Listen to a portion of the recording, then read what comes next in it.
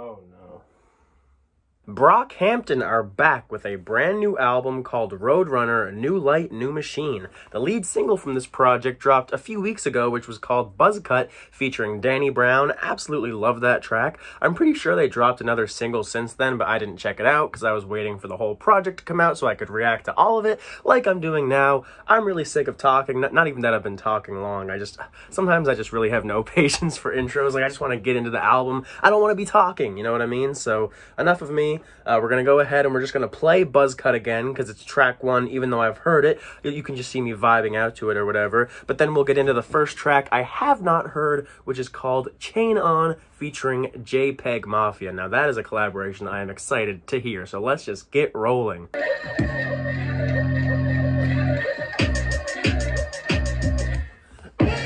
Who let the dope boys out?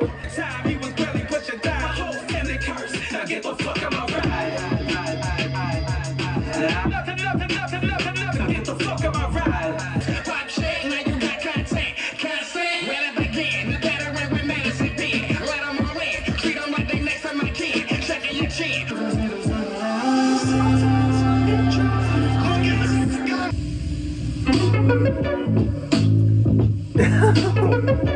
This is the Peggy track. I mean, things could go haywire all of a sudden, but this more just light sound is not really what I was expecting when I saw Peggy's name. I guess I was just expecting some crazy, warped, boom, boom, experimental rap type shit. You know, like Get the Fuck Up, his feature on the Injury Reserve album. That was one of the craziest, most batshit songs. You know, usually that's what I expect people to get Peggy for a feature for. And like I said, the track could go that way, but, you know, the way things are now is just like, oh, okay, let's see what they're doing.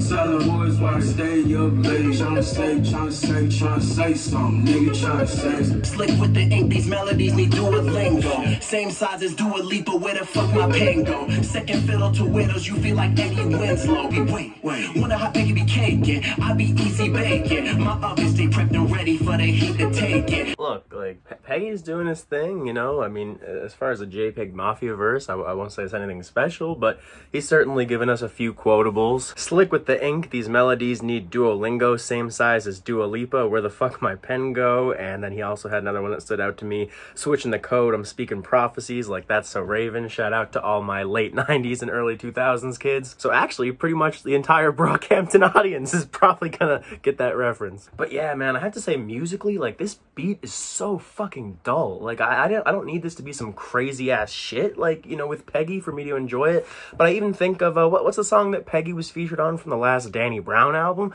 You know, it was something different for Peggy. It wasn't what you'd usually expect to hear Peggy on, but it was still a really dope and interesting song. But this is just like so minimalistic and flat and boring, and just, it's really not sucking me in at all. Like, Peggy is carrying this track heavily, and he's not even giving like particularly one of his best verses. You know, I'm a huge fan of him, so I guess I just have a higher standard. And like I said, it is still a good verse. It's just like, yeah, like overall, this is not exactly what I wanted to be hearing. Nigga tryna say, go ahead, throw a chain on, nigga. Tell them boys where you came from, nigga. Not the one. Why stay up late. You can't ignore the karma when it's flames across your lawn. We checking corners, so make sure our names don't come across. The battery in my back, see I'm fueled by the culture, driven by my ancestors. Body just a vessel, brain tapped into the answers. Dom came through with a verse there at the end, and he killed it. I mean, Dom, look, he has always been to me, I don't know if I want to say my favorite member, but to me he's always been clearly the best spitter. Like, as far as lyrics go, as far as technicality goes, like, Dom has just always been the best rapper in the group to me in that sense, and he really just seems to be getting better and better as time's going on.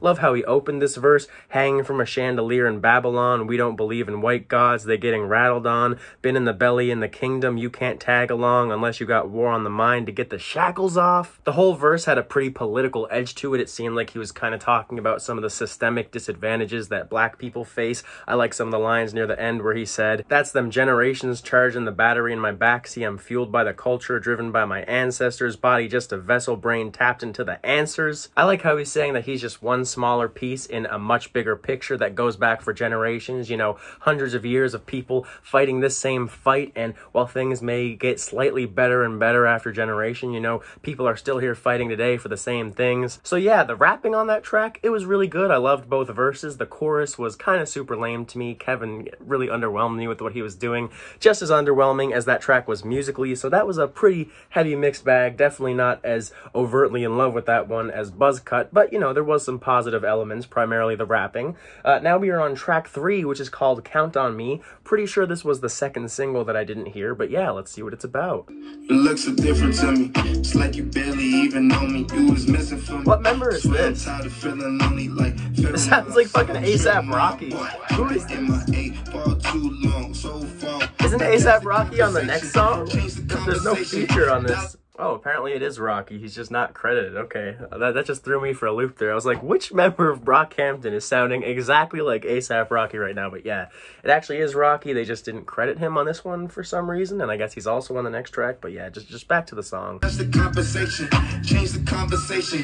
Dollars all I'm chasing. Ain't talking money. Fuck is you saying? It'll be okay. No matter what they say about us. It'll be okay. No matter what. The song got a nice little bounce to it.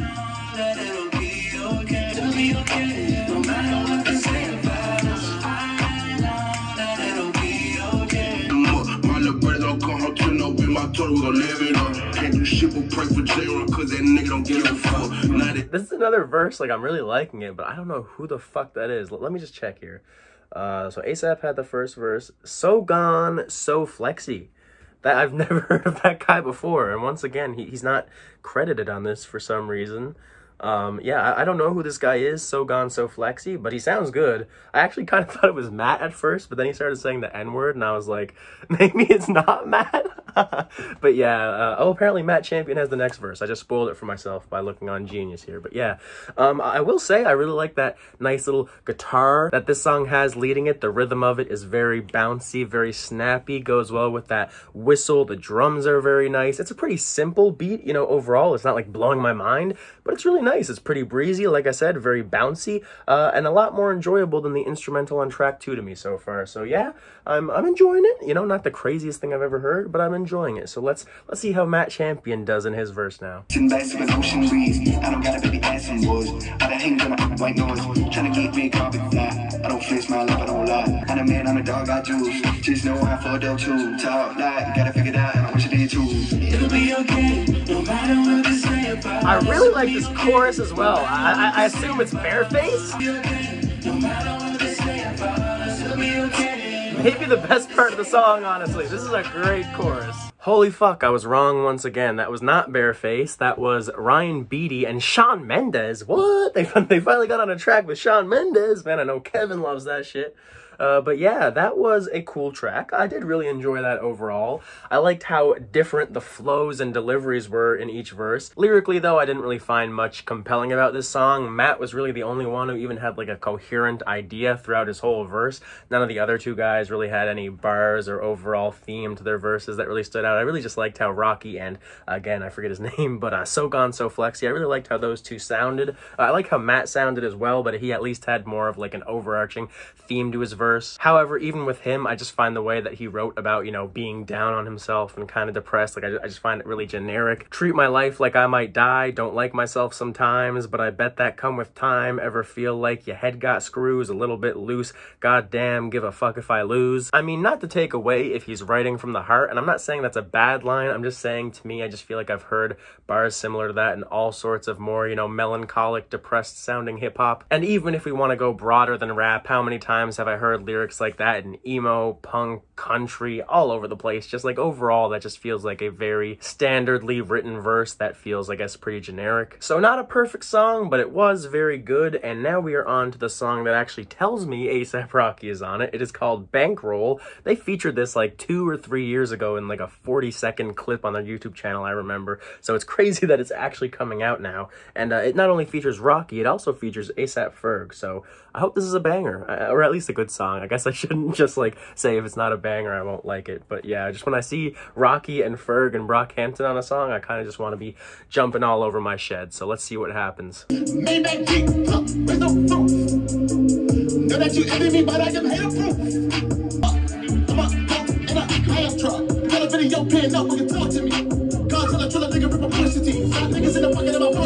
I mean, Ferg's verse, like, if you took the beat away, I think his rapping, like, sounded good, but he was just all over the fucking place with regard to his flow there, and it did not sound like it synced up with the beat at all. Like, I just felt a total disconnect between his rapping and the beat, like, and I just couldn't get into the song as a result of that. Now, we're only about 50 seconds in, and maybe the other rappers, the other performers on this song will do a better job, but Ferg, yeah, he didn't do the best job of kind of sucking me in there, because I'm kind of just confused, and overall feeling like this track is kind of just a bit messy, but I guess I'll reserve my judgment of it until the end.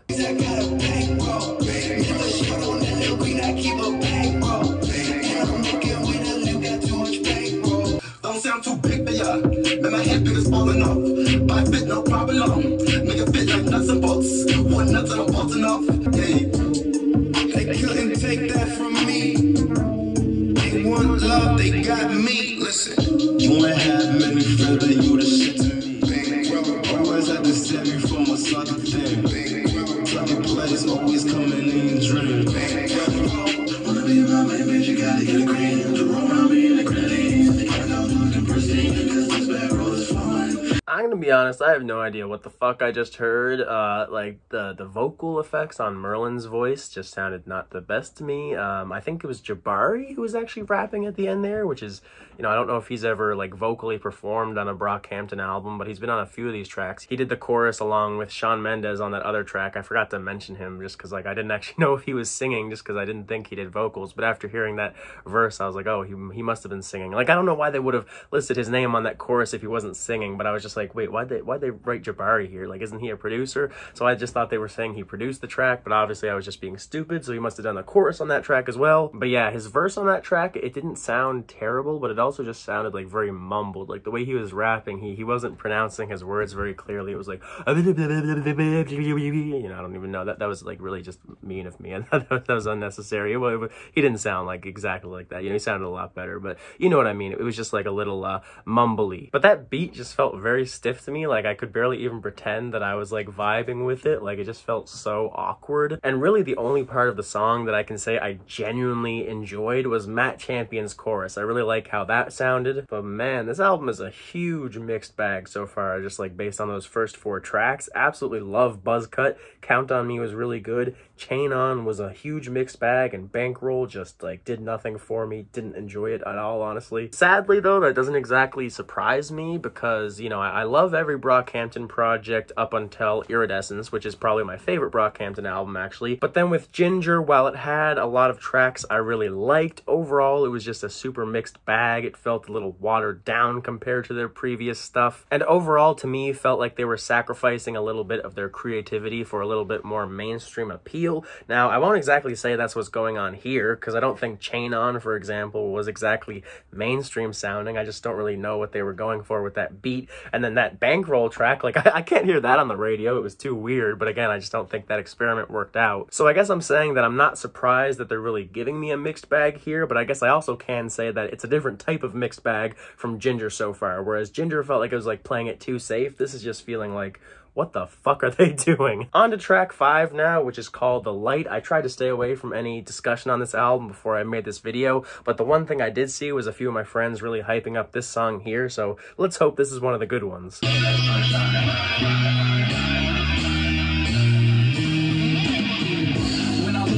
I see a broken man. I can't stand myself beside myself. I see you there. I know you care. Felt numb since September when I heard the news. What I do to speak one last time. People in needles fading through the people.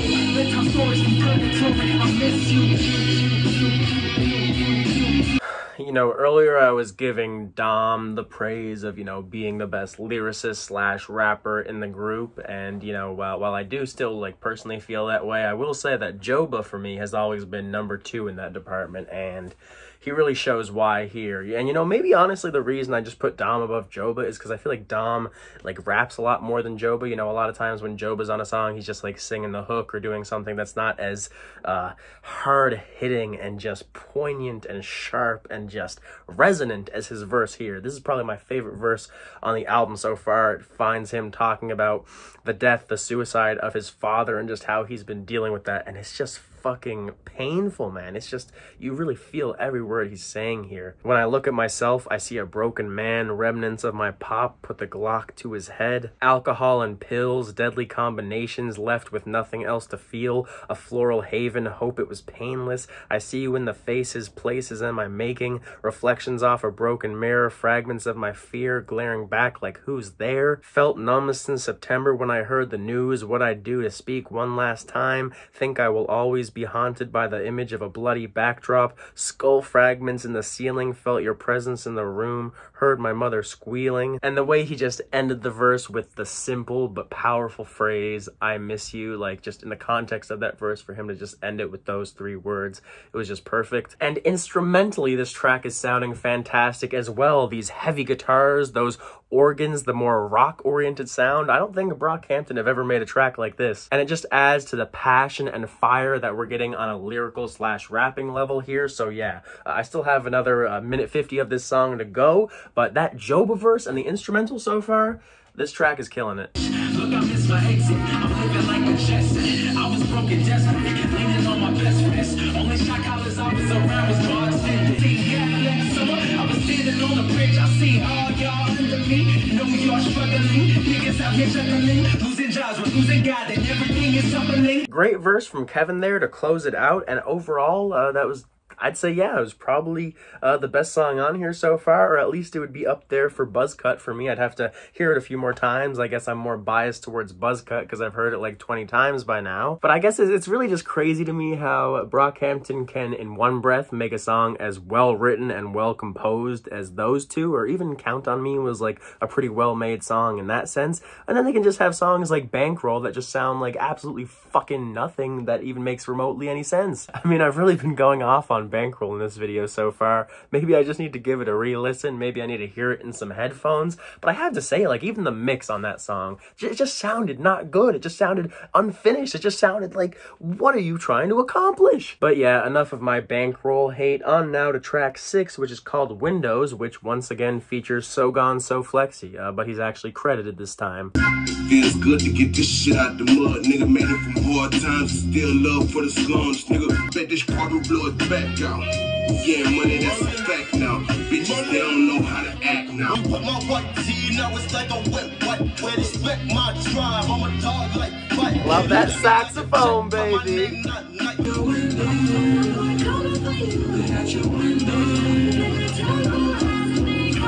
I feel like that hook is going to be a divisive one because of those vocal effects, but I actually think they're really working. They sound way better mixed and immersed into the track than the ones on Bankroll. Like on Bankroll, those effects on Merlin's voice and on Jabari's voice, it almost made them sound like more distant from the track, whereas the effects on, is it Kevin doing the chorus? Whoever the fuck is doing the chorus on this track, it just blends so much better with the instrumental and just leads to this more zany, eccentric vibe. So, you know, I do love Brockhampton a lot when they're using vocal effects. That's something they've always incorporated in their music. It's something that's always been controversial about their music, and to me it's something where it's not like it's always good or bad. It really depends on the specific vocal effects, how they're mixed, and how they're used on the song. So yeah, I may have really hated what they did on Bankroll with those vocal effects, but the ones here, they're working for me. All my niggas speedy up a motherfucking dungeon. Tickets ain't no need, but I keep running.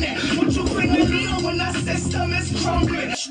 Y'all don't appreciate it, fail you like a bust down. My shit authentic, they can never get enough now.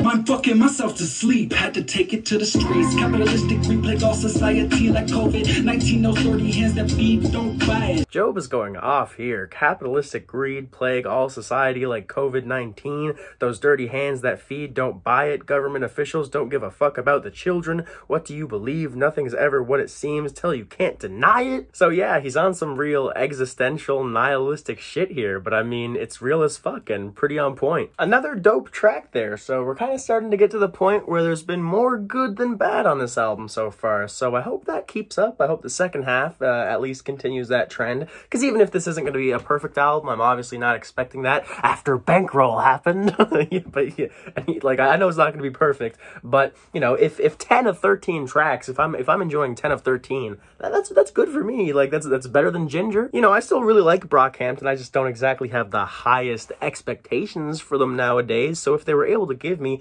you know, 9 or 10 tracks on this that I really like, I'll be very satisfied. Those last 2 songs have turned me a little more positive on this project overall, so let's hope that keeps rolling with track 7, which is called I'll Take You On, featuring Charlie Wilson. I just need a way to keep pushing, gotta keep pushing. I'll take you on, give me to. They really sound like they're back on their NSYNC shit with this one, which maybe shouldn't surprise me given the Charlie Wilson feature. I should have expected it to be more pop-oriented, but yeah, like, this is feeling very sugary, and I don't mean sugary in the sense of, like, just like that word. I mean the Brockhampton song Sugar. It sounds a lot like that for them. Yeah, like, I gave Sugar was their biggest song, but I'm personally not a big fan of this sound from them. This is kind of the sound I was talking about on Ginger that to me just feels like very watered down and plain and just boring. I mean, I'm just not into it. It's not for me. I'm not even halfway through the song, so I'm not gonna write it off just quite yet, but I'm just letting you guys know that if it stays like this the whole time, it's not gonna be one for me.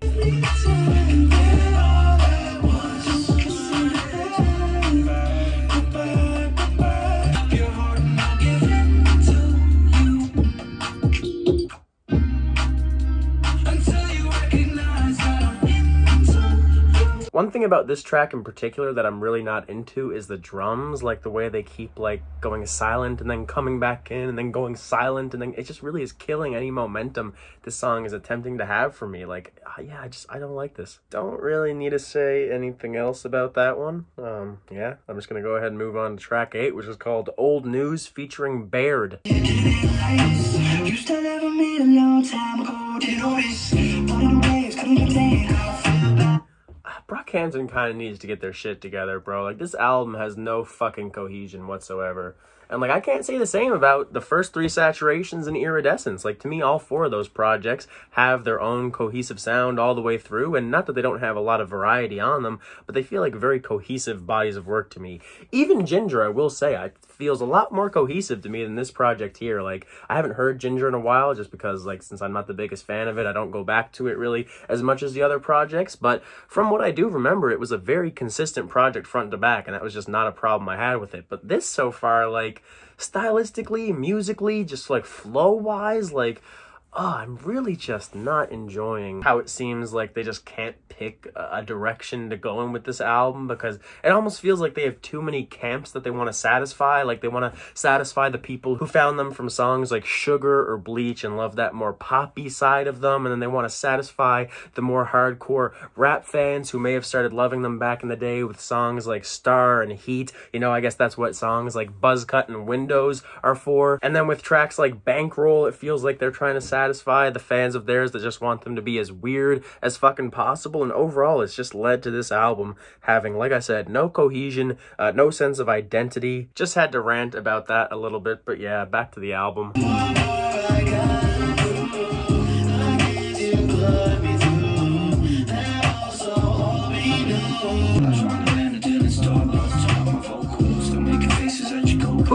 Who is this? Their vocals are horribly mixed. What? Like, even in comparison to the other performers on this track, this is what? Man, they really gave me the Light and Windows back to back to give me some false hope, and then they hit me with fucking I'll Take You On and Old News right after that to be like, psych, bitch, we're still gonna make some not great songs. I don't even, yeah, like, I'm just, one thing I can say is I'm very glad that I re-listened to all of Brockhampton's projects before this thing came out, because like, this is the type of project where, like, it would have me, like, reconsidering, were Brockhampton's early albums even good, or was I just young? Like, I'd be having, like, an existential crisis about that now, but thankfully I did listen to those projects again before this, and I know they're still dope, so I know they've just, like, fallen off for me a little bit, and not fully again, because they've had a good 4 or so songs on this that I think are really great. They still got it in them at sometimes. It's just that their consistency has just gone out the window, at least for me personally. Kevin recently said that this is their second last album and that their final album will come out later this year. Now, I don't know how bullshit or real that is, because Kevin has called a lot of their projects their final album, so I'm not trusting him with that. But I'm gonna be honest, like, if it is their final 2 albums, I think that might be a good thing, because I think these guys have just kind of run out of steam as a group. You know, with Iridescence, I remember being so hopeful that they would get more creative and experimental and inventive on each project, but with Ginger and this one, it really just seems like they've settled into this mold of this stereotypical Converse sounding group. I don't even know how else to put it other than, like, you know, the people who love Rex Orange County, Frank Ocean, Tyler the Creator. Like, it just sounds like a boy band that was AI generated to appeal to fans of those guys. That feels very harsh to say, but again, I'm only talking about their two most recent projects. I don't think they've always sounded like that. I think they had a lot more freshness and uniqueness, and just they were a lot more exciting when they were first coming up, but now I really just feel like they would all be a lot better off doing their own solo thing. And I don't know if all the members like would want to even do their own solo stuff, but I just think that as a group they've kind of boxed themselves in, so I'd really just rather hear all the members kind of go their own direction and just start being more creative and exciting again. But this is just one man's opinion. Maybe all the other Brockhampton fans out there are just unanimously loving this thing. I don't know. You guys can yell at me if you hate my opinion or whatever. I don't care. Anyways, up next is track 9, which is called What's the Occasion? You wrong. I know it's easy to just skip it, flipping out, and you go. Maybe I wouldn't be so distant when you came from my view. Got dinner on the kitchen table. This is one of those mixing decisions that I assume is intentional, but it sounds awful, man. Why would you do that? Like, why are his vocals mixed like that? Just no.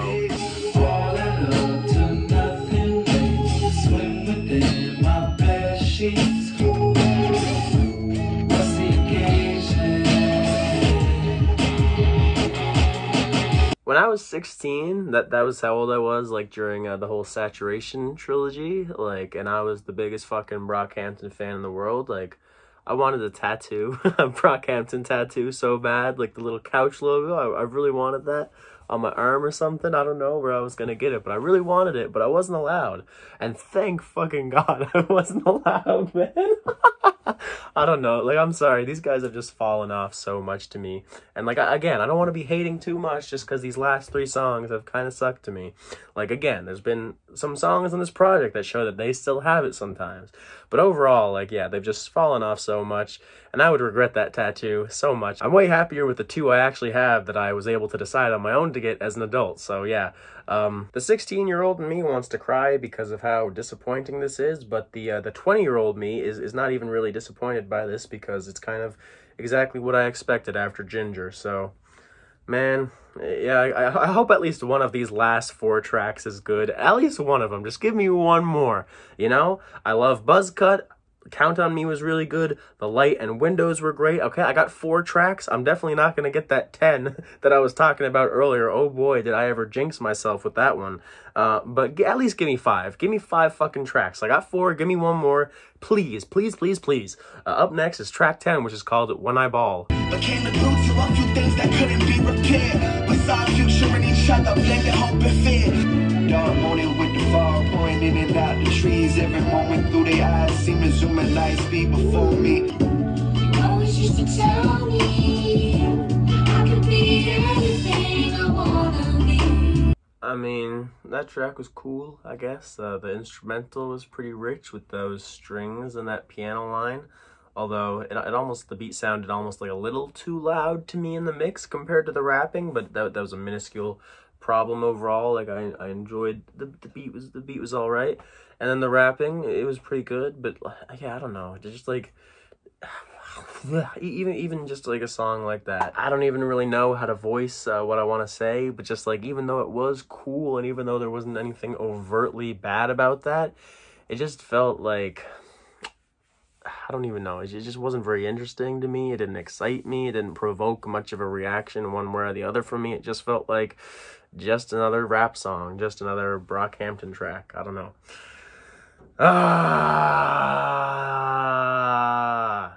They teased the shit out of me by dropping Buzzcut as a single, man. That had me absolutely back on the hype train for a hot minute with Brockhampton, man. Like, I love that song, and I'll still be playing it. But yeah, anyways, Don't Shoot Up the Party is the next track.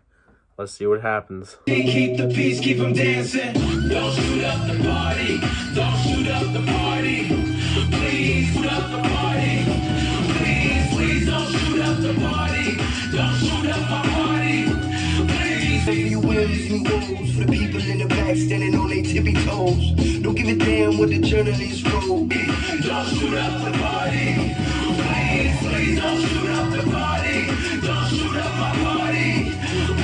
Really loved the synth work and the drum programming on that one. Made for some nice, intricate rhythmic work. Some of the most fun stuff in that department that's been on the entire album so far. Really liked how it made me move. Especially loved those really crunchy, rapid drum fills that appeared at some parts in the songs. Made for a really nice flourish whenever they kicked in. So that track there helped me get to my 5-song quota. I did really enjoy that track. The 5th song, I can safely say that I enjoy a lot as a whole. I'm still kind of depressed on the inside because, like I said, Buzzcut gave me extremely false expectations for this album, and I'm just kind of still dealing with the fact that, yeah,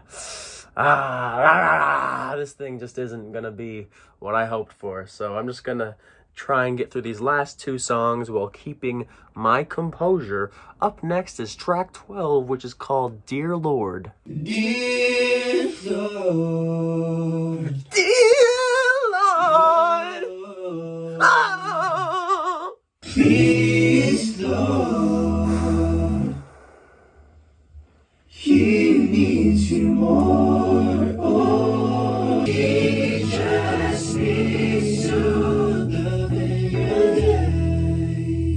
So that was what it was, pretty much an entirely a cappella track from, I assume, Bareface, but there was a little, like, keyboard there at the end, like, it wasn't fully a cappella, but yeah, mostly just, like, a little interlude feeling track, like, it really feels like it was just supposed to lead into the final track here, which is called The Light Part 2, so I'm just gonna go into that and end this album. I promise, wait, screaming, please don't do it.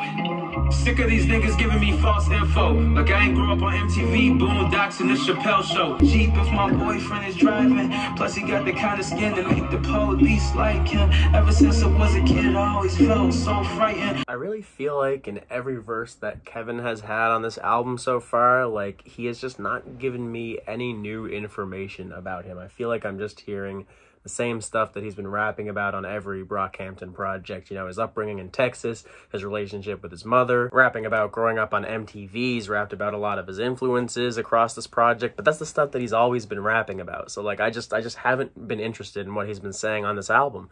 And, like, not that he sounded bad and not that the writing is bad, it's just, you know, as someone who's listened to all of Brockhampton's projects a lot of times, you know, I just really am not getting anything new from him here, so that's just a little disappointing. Couldn't save me from myself when I pushed my luck. To tell the truth, I am just like you. Left it all in the pistol that you used. Promise, wait, why did you do it? The light is worth the wait. I promise, wait, screaming, please don't do it. So that was Roadrunner by Brockhampton. I think you guys all know how I felt about that. I am kind of depressed. I did not like most of those songs. I thought the album as a whole was a mess. There was no cohesion. I thought that Dom and Joba pretty much carried the rapping on the project. Nobody else really stood out to me as a performer on that thing. I guess some of the features were good too. Danny, JPEG Mafia, and So Gone So Flexy. More so on Windows. I liked him more on that one than Count On Me. A lot of moments on that project where I felt the mixing was really bad. Yeah, I wasn't a fan of that thing overall. Like I said, there was 5 tracks on that thing I thought were really good, and I will keep those 5 songs on my phone, and I will maybe be playing them a decent bit, especially Windows, The Light, Buzzcut, and yeah, those were probably my 3 favorite. Fuck, I'm just so done with this. Like, I don't even know what to say. Like, I'm really not happy with that. And maybe I just, like, I shouldn't care as much again. Like, I just hype myself up way too much for this thing. Like, that's my own fault. I gave myself false hope, false expectations, but I just gotta deal with that. This is the outcome. And yeah, so, yeah. Thank you guys for watching. Let me know what you thought of this project in the comments below. Tell me, am I tripping? Is this actually a great project? Yeah? Yeah? Bye.